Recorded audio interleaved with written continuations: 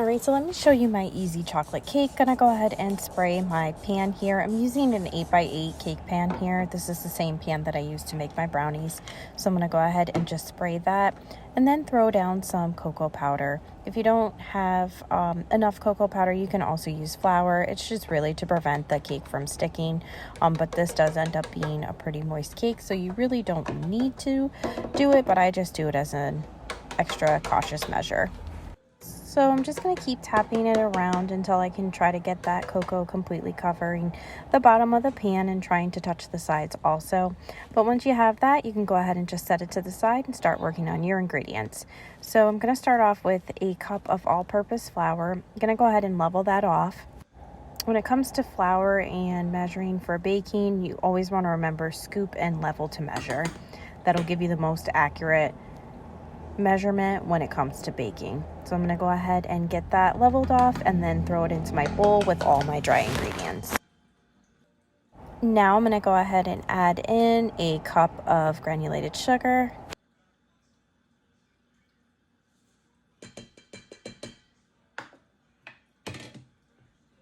Then we're going to move on to the cocoa powder, and you're going to use 6 tablespoons of cocoa powder, plus more for dusting the pan. Like I said, if you don't have enough cocoa powder, you can definitely use flour.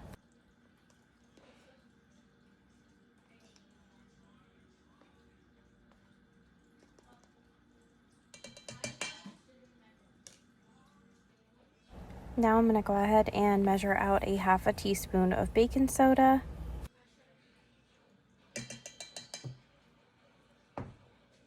And a half a teaspoon of salt. And that's all the dry ingredients. Now I'm going to give that all a good mix just to make sure that all the dry ingredients are incorporated. You can also sift all these ingredients if you have a sifter. Now we're going to work on the wet ingredients. So you're going to use a cup of buttermilk.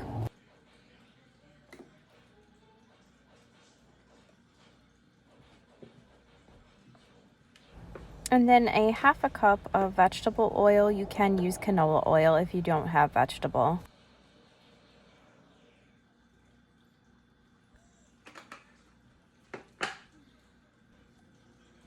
Now we're going to use 2 teaspoons of vanilla extract.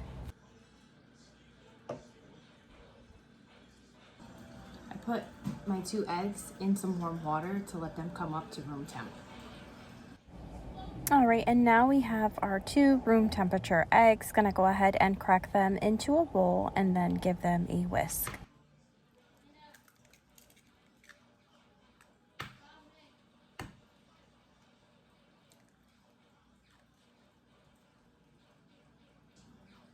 Now I'm gonna go ahead and throw in all my wet ingredients into my eggs and then just make sure everything is well combined.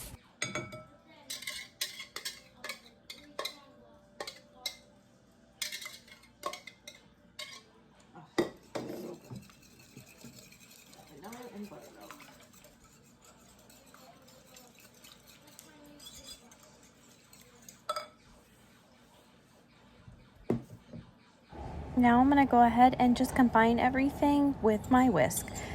I'm going to go ahead and just pour in all those wet ingredients into the dry and then just let it come together. You just want to be careful that you don't overmix the batter.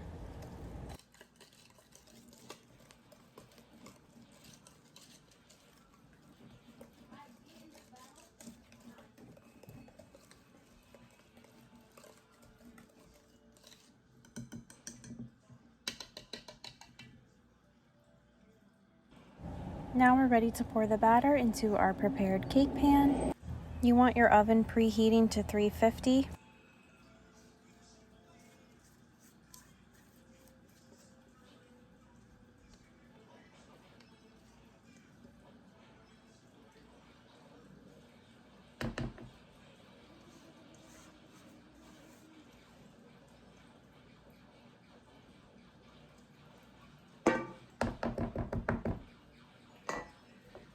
Now I'm just going to tap my pan to get all the air bubbles out of the cake batter. You're going to let it bake for 25 to 35 minutes depending on your oven. You're going to put a toothpick in the middle and you'll know it's done when it comes out clean. You're just going to allow your cake to cool for about an hour, and then once it's fully cooled, you can go ahead and remove it from the pan. I'm just going to let it cool a little bit longer, and then I'm going to start working on my frosting for the cake. Now I'm going to start the frosting. I'm starting with a stick of room temperature salted butter. I'm going to go ahead and get that started with my paddle attachment on my mixer.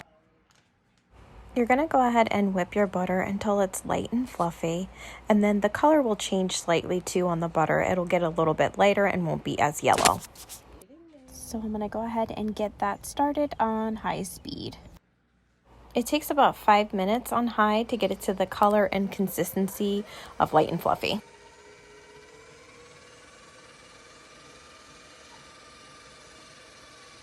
Go ahead and add in my cocoa powder. I'm going to add in 1/4 cup of cocoa powder here. Now I'm going to add in my powdered sugar using 1/3 cup for now. I'm going to let this go until it's all combined, and then I'm going to give it a taste to see if it needs more sugar, which I think it will, but I'm going to go ahead and just do it in batches because I don't want it overly sweet. I want the chocolate to come through.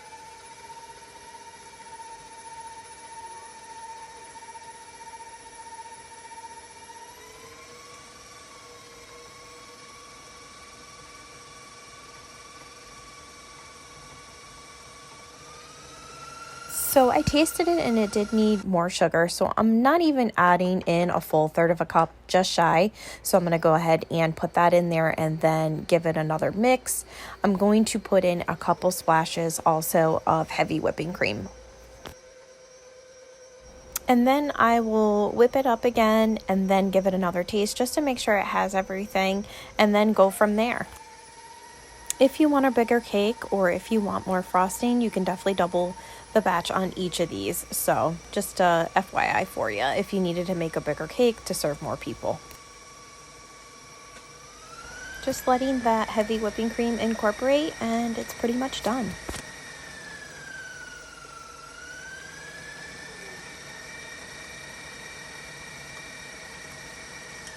And this is what the frosting should look like when it's all done. This is the consistency and it's perfect. Now I'm going to get ready to frost the cake. The best tip for frosting a cake is let it completely cool. I'm going to go ahead and place all that frosting on top of the cake, and what I'll do is I'll just spread it out to the edges. This was just the perfect amount to frost the top of the cake. If you have a piping bag, you can also pipe the cake too. It's whatever you like or prefer. I'm just going to use my spatula here, and I'm going to go ahead and spread that frosting to the edge. So I just start in the middle by moving it back and forth, and then I'm just going to keep spreading it from the middle to the edge. Going to completely cover the whole top, and then it's ready to serve pretty much after that. This is such a quick and easy chocolate cake from scratch. The hardest and the longest part is waiting for it to cool.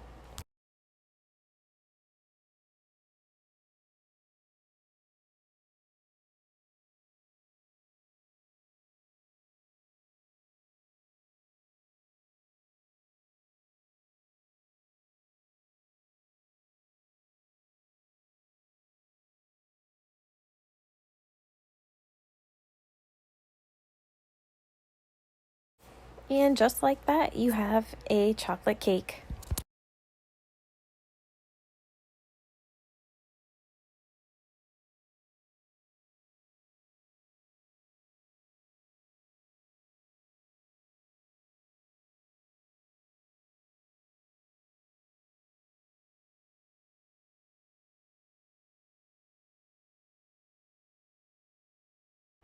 This is what it looks like when it's all finished. You can go ahead and store it in the refrigerator covered. I ended up cutting a nice square and putting some whipped cream on top. Thanks for watching.